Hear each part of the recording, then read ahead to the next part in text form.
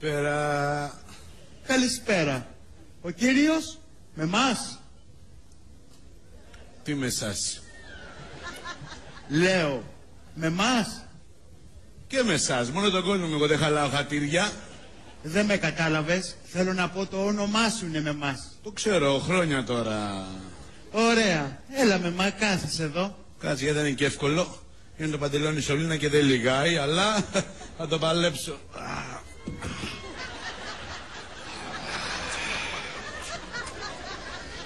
Πες μας τώρα την ιστορία.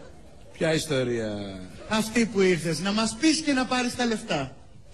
Κοίτα κερατένια, έχω διάφορες ιστορίες.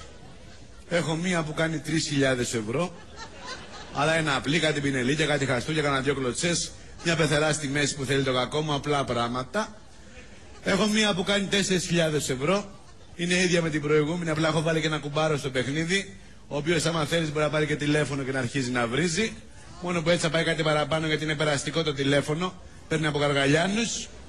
Και έχω και μία την καλή με 5.000 ευρώ που εκεί ανακατεύουν τους πάντες, οι χωριανούς, οι γενολόοι, τον παπά του χωριού, ένα υδραυλικό, ένα μπάτσο, ένα πατοματζή, την κυρία Κατένα από την Αμερική, τον κύριο Νίκο, όλους τους βάζω μέσα σε μπούρμπουλους, θα τους φύγει το κλαπέτο μόλις ακούσουν την ιστορία. Θα δεις τα μηχανάκια της GGB, πως την αυτή την κυρία που τα έχει, να χτυπήσουν κόκκινο. Αυτό θες και εσύ, έτσι κυρατένια? Έτσι, έτσι. Γεια σου. Λοιπόν, πες μας την ιστορία με τα 5.000 ευρώ. Να ανάψουν λίγο τα αίματα, να ανέβουν και τα νούμερα της εκπομπής, μήπως δούμε και εμείς προκοπή, γιατί μας έχει κάνει τον deal απέναντι. Ξέρω. Λοιπόν, κυρατένια, εμένα η ζωή μου είναι πολυτάραχη. Μπήκα από μικρό στα βάσανα, να φανταστείς παντρεύτηκα σε ηλικία 18 χρονών, μόλις είχα τελειώσει το δημοτικό.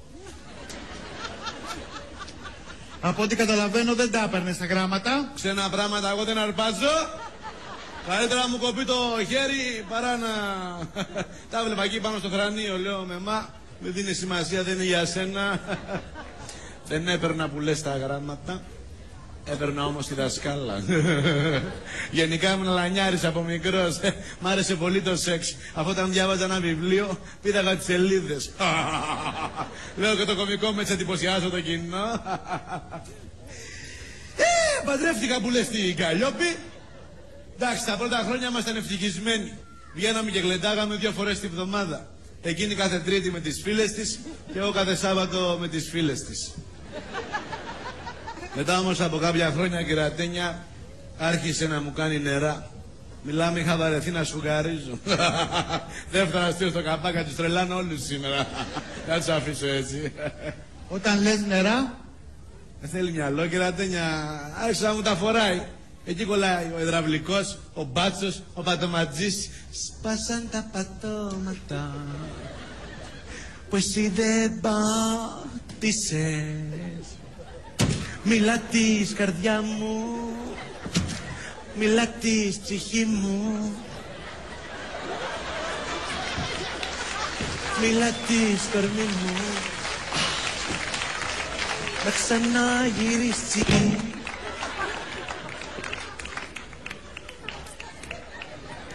Κρατένια, συγγνώμη, αλλά μ' αρέσει πολύ ο Νταλάρας.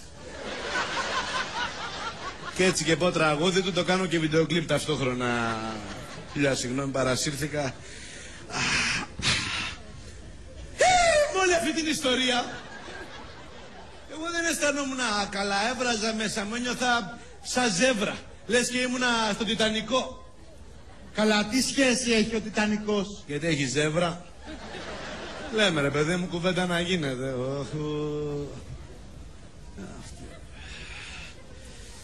Με κεράτωνε κερατένια, με κεράτωνε η σκρόφα. Άκουμε επειδή έχεις αρχίσει να λες κουβέντες που αλλοιώνουν την εικόνα της γυναίκας σου, Ναι. και επειδή εμένα δεν μου αρέσει να ακούω μόνο τη μία πλευρά, Ναι. θα έλεγα να δώσουμε την ευκαιρία και στη γυναίκα σου να έρθει εδώ και να πάρει θέση. Δεν πιστεύω να θέλει να πάρει τη δικιά μου τη θέση, θα χεστούμε, στο λέω. Εγώ τώρα βολεύτηκα εδώ και μετά το βιντεοκλίπ που έκανα. Ας κάτσε εκεί στην ακριανή την κίτρινη, την άλλη την μπλε δίπλα. Στην άλλη κίτρινη από εδώ η καφετιά είναι δικιά μου, στο λέω. Δεν σηκώνομαι, τον κόλο σαν χτυπάς κάτω. Να την υποδεχτούμε λοιπόν. Έλα Καλλιόπη, πέρασε μέσα.